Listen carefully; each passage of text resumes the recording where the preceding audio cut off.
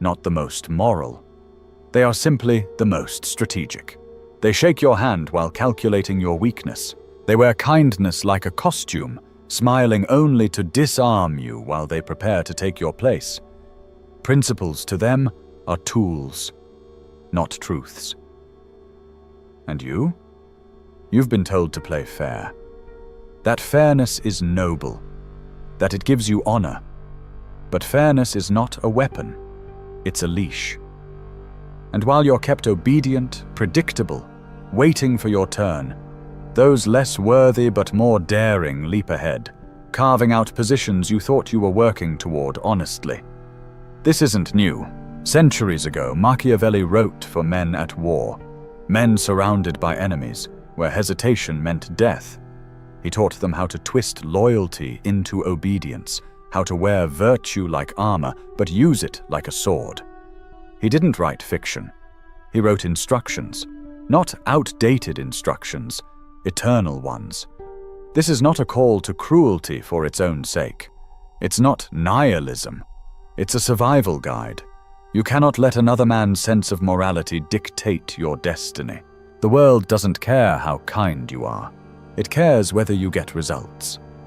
So ask yourself, are you getting what you want? If not, why? Because if you won't claim what's yours, someone weaker but bolder will, and they won't feel sorry for you. You've been trained to believe that strength lies in fairness, that being good will be rewarded eventually. But the cold reality is different. Every empire, every dominant force you see today, from corporations to governments, was built not on fair play, but on leverage ruthlessly taken. Power is not earned by following the rules. Power is taken in silence, in strategy, in sacrifice. And if you're still asking what's fair, you've already lost. What matters is what works. The world does not reward virtue. It rewards leverage. And leverage is rarely built by being nice. Think of the people who keep advancing while you stay stuck. They're not always smarter or stronger, but they have something you won't develop: the willingness to act without flinching, to cut ties, to prioritize outcome over optics. While you pause to weigh your options, they've already struck. While you wrestle with morality, they're already shaking hands with your boss. And when the dust settles, no one writes history based on who followed the rules. They remember only who won. Machiavelli warned rulers to never rely on the goodness of others. Humans are driven by fear, greed, ambition. Even the ones who act noble are serving themselves. If you ignore this, you will be betrayed again and again, not because the world is cruel, but because you are naive. Understand this. Ruthlessness is not chaos. It is not emotional. It is discipline, clarity. A man who refuses to be ruthless is not righteous. He is weak. And weakness, when you hold power, is a sin that others will not hesitate to punish. The first step to changing your position in the game is simple but brutal. Accept that fairness is a myth, a comforting lie told to keep you docile. Look around. In your workplace, your government, your social circles, are the kindest people at the top, or are they used, discarded, forgotten, while the decisive, the cold, the strategic take the throne? If you want to rise, you must stop playing a game where you never wrote the rules. You must stop expecting that others will treat you the way you treat them, because they won't. When you finally release the idea of fairness, betrayal won't shock you anymore. You'll stop wasting time being outraged. You'll start preparing. That is the first true weapon of the ruthless: reality, seen clearly and without flinching. And no, this does not mean becoming a villain. The most effective ruthlessness is invisible. It is not loud. It doesn't announce its arrival. It acts when others pause. It strikes when others hesitate. It smiles while hiding the blade. It wins and lets others guess how. From now on, your question must change. Stop asking, "How can I win while staying good?" and start asking, "How can I win Period. Morality is a luxury of the powerful. For those still fighting for position, it is a cage. Machiavelli wrote, "It is better to be feared than loved, if you cannot be both." But he didn't mean terror. He meant respect. He meant that your reputation should carry a silent message. This person will do what must be done. That is what ruthlessness creates. Not fear for its own sake, but the kind of authority that cannot be challenged lightly. History is littered with the graves of men who thought goodness would protect them. They believed if they harmed no one would harm them. But power doesn't care about your moral balance sheet. Power follows boldness. It follows certainty. It follows the man who moves without apology. Look closely at the people who rise fastest. Are they the kindest? Or are they the ones who never ask permission, who act like their success is inevitable? That's the great secret of power. People believe in what looks certain. Even lies, if said with enough confidence, become truth. Even weakness, if carried with enough presence, looks like strength. This is why Machiavelli warned against relying on a reputation for kindness. Because kindness, when expected, invites a tick. It tells your enemies you will hesitate, that you fear appearing cruel. That hesitation becomes the knife in your back. The ruthless don't win because they're smarter. They win because they don't flinch. Where you stop to weigh the pros and cons, they already took the position. Where you fear being disliked, they command respect. They don't wait for the world to allow them power. They take it. Look at Cesare Borgia, the man Machiavelli admired most. His power wasn't built on popularity or fairness. It was built on calculated terror. He didn't destroy openly. He did it precisely. He staged justice so sharp, so complete, no one dared betray him again. And to the people? He looked like a savior. They saw order, stability, leadership. They didn't see the knife, only the man who could deliver results. And that is the paradox of ruthlessness. When done correctly, it doesn't even look ruthless. It looks like strength, like leadership. People don't crave kindness. They crave order. And they will follow the man who creates it, no matter how many he had to silence along the way. But boldness alone is not enough. Rage burns out. Violence for its own sake is sloppy. Machiavellian ruthlessness is precise. It doesn't strike everyone, just those who must be neutralized. It doesn't destroy to feel powerful. It destroys to eliminate threats. Not to harm, but to protect. Not to punish, but to prevent chaos. Ask yourself, right now in your life, who benefits from your hesitation? Who profits while you pause to overthink? Who moves forward while you stand still, worrying about what others will think? Those people understand the game. They know how to use your conscience against you. And while you're playing nice, they're playing to win. You can stay a victim of that system, or you can enter the arena on your own terms. And no, this doesn't mean becoming heartless. It means refusing to let obsolete ideals chain you while others walk freely. It means making sure that the people around you understand one thing very clearly. You are not to be tested. And the most powerful part? When done right, you won't have to say a word. Your results will speak for you. This is the edge where most people break. They think being feared means being violent, being loud, being toxic. But true ruthlessness isn't performative. It doesn't need an audience. It doesn't need to be seen to be effective. In fact, the most dangerous person in the room is never the one yelling. It's the one watching in silence, already 10 moves ahead. Because ruthlessness isn't about how much damage you cause. It's about how precisely you cause it. A powerful man does not swing wildly. He waits. He chooses. He calculates the exact moment to strike. And when he does, it's clean, final, undeniable. That one move creates shockwaves.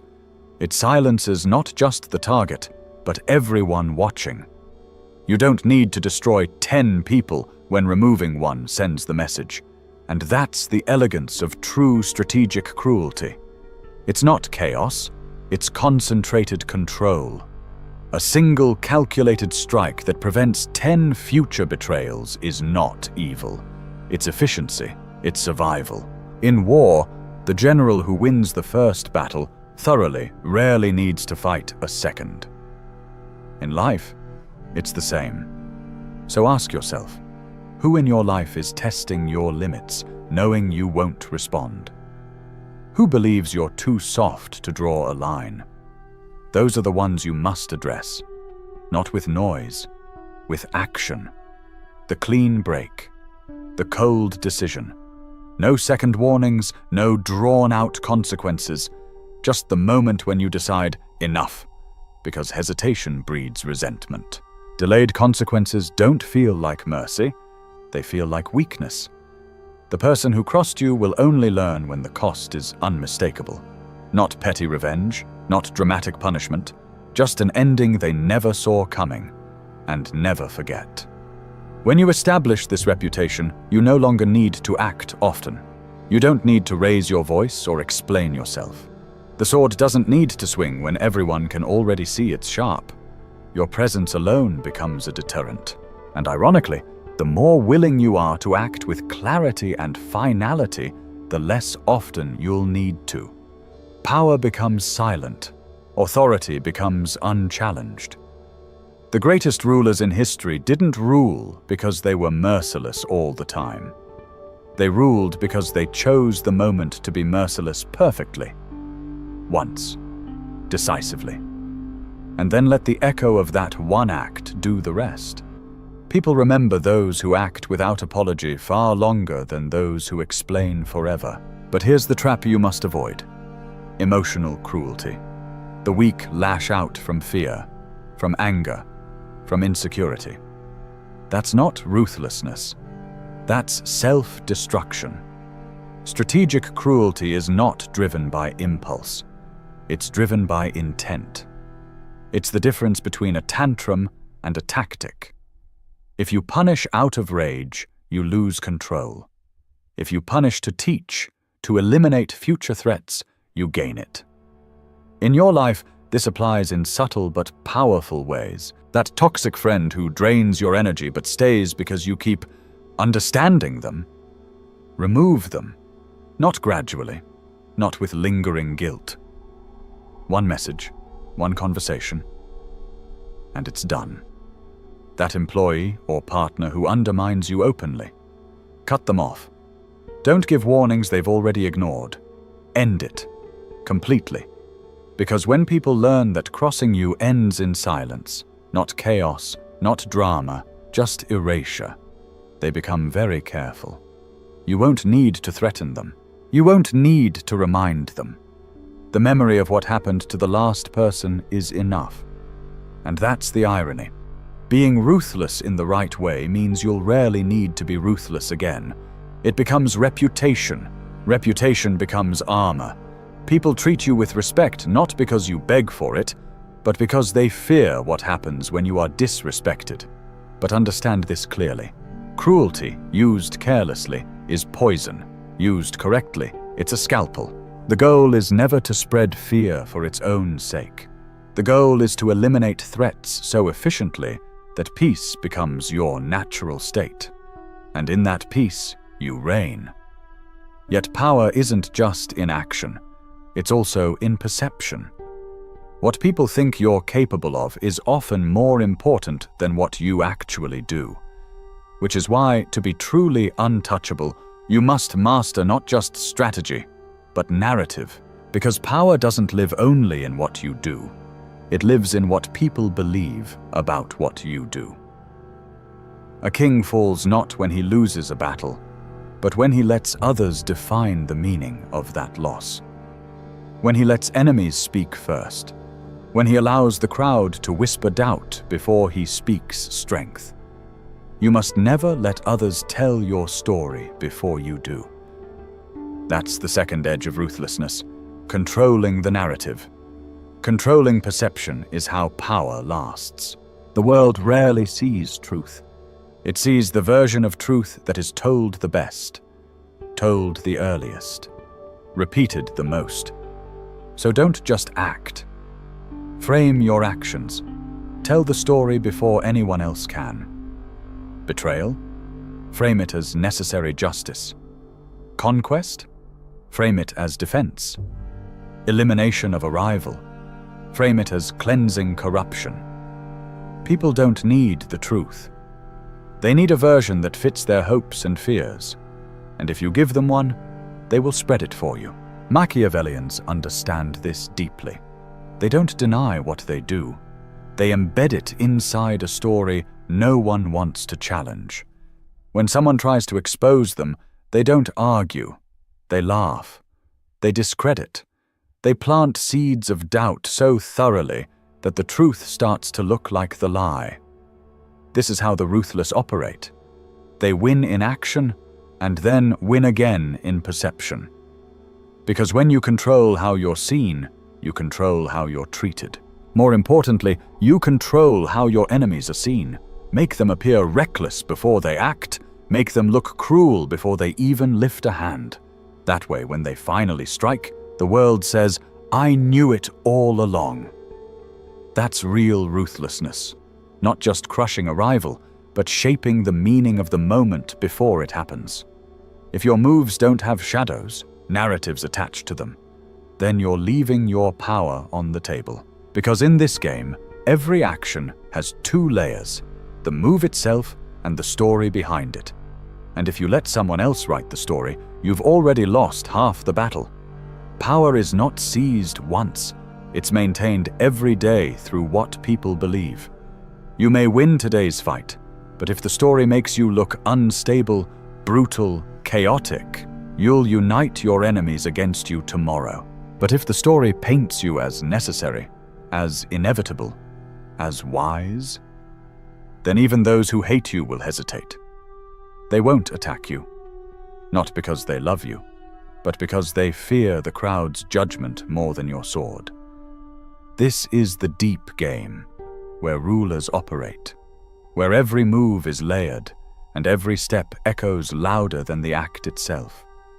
You can retreat and make it look like a strategy. You can lose and convince the world it was your design. You can betray someone and make them thank you for the lesson. That's narrative. That's perception. That's power, not as brute force, but as elegant, invisible control. And when you reach this level, you realize something terrifying. You don't need to act the most. You just need to decide what everyone else's actions mean. The game isn't just about moves, it's about meaning. He who defines the meaning defines the reality. That's what Machiavelli truly taught. Not just the sword, but the script. Most men chase control of the present. Who moves where, who says what, who takes which position. But the truly powerful, the dangerously strategic, chase something deeper. They control the aftermath. Because the aftermath is where true consequences are born. Not in the moment of impact, but in the meaning left behind. A punch can hurt, but it's the punishment that shapes behavior. A betrayal can sting, but it's the response that determines whether it repeats. This is the third and final layer of power, domination of consequence. The ruthless don't scramble for control in the middle of chaos. They prepare for the moment after, the silence, the fallout, the stories, the memories. That is where they reign. They don't care about the first strike. They care about how the world interprets the strike. They don't panic when attacked.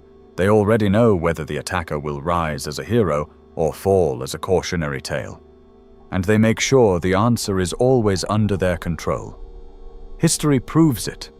Look at how empires endured not by avoiding rebellion, but by making rebellion unthinkable.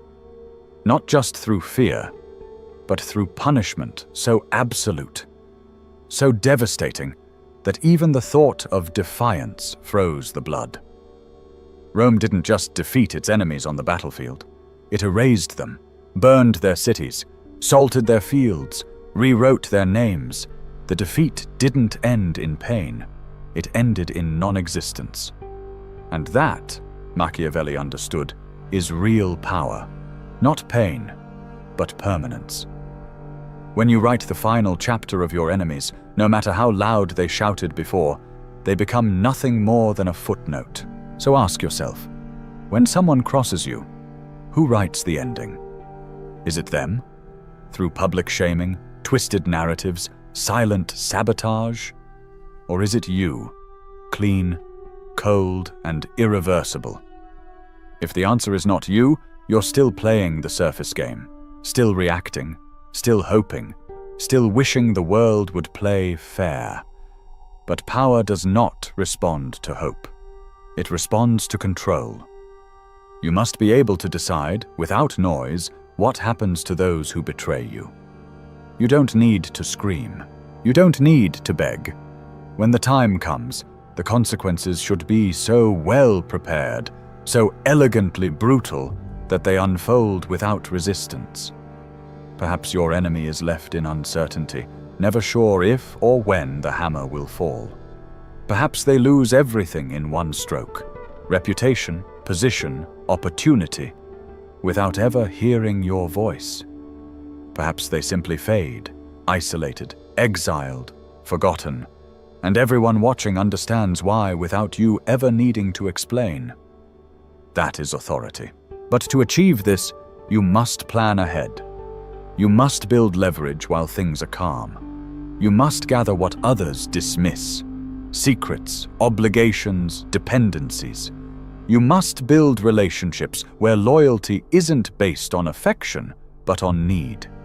People must depend on your favor to thrive. Not because they like you, because you are the gate.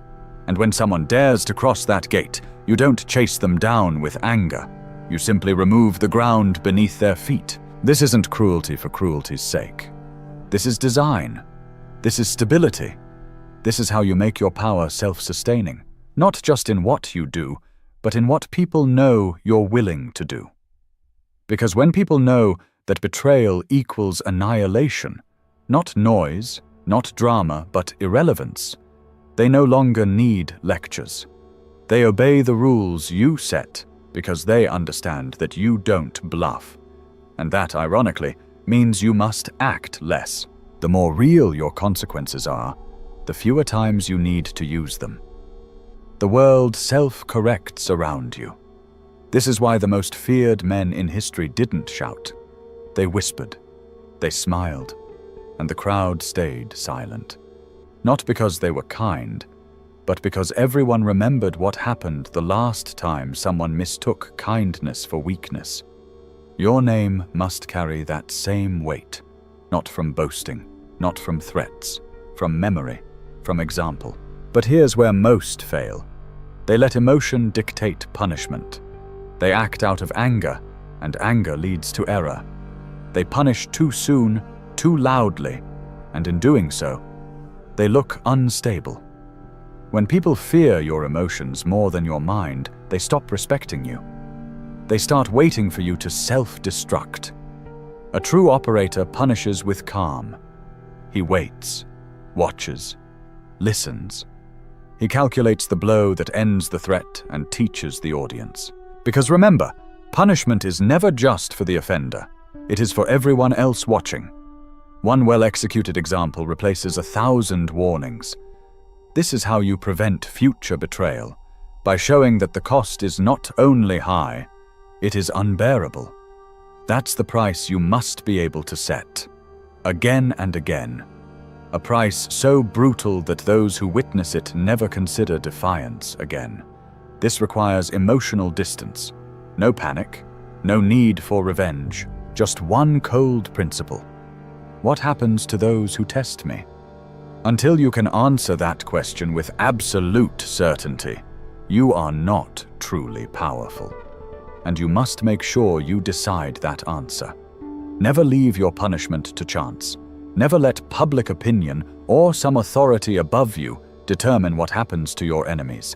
Never let someone else write the ending of your conflict, because the one who writes the ending writes the story, and the one who writes the story controls the world. That's what Machiavelli understood. Power is not about doing the most. It's about deciding what everything means. The king is not feared because he raises his voice. He is feared because when he acts, the world knows the result is final. If your enemies can harm you and survive comfortably, they will do it again. If your friends can betray you and be forgiven without cost, they will test you again. If the people around you don't believe you control outcomes, they won't care about your commands. So build systems, design consequences, be so precise that the world adjusts itself around your will. People should know that when they help you, rewards come fast. And when they hurt you, punishment comes slow, cold, and total. This is how empires survive. This is how legacies are carved, not through inspiration, through memory, through consequences so deeply embedded that they outlast your presence. Rome didn't need to keep showing its sword, because it had taught the world what that sword meant. That's the level you must aim for. And yes, this sounds ruthless. It is. But ruthlessness does not mean chaos. It means order. It means that the rules of your world are not written by chance or by others. They are written by you. And once people see that, they stop testing. They stop challenging. They stop plotting, because they've seen what happens when someone tries. Power stops being a conversation.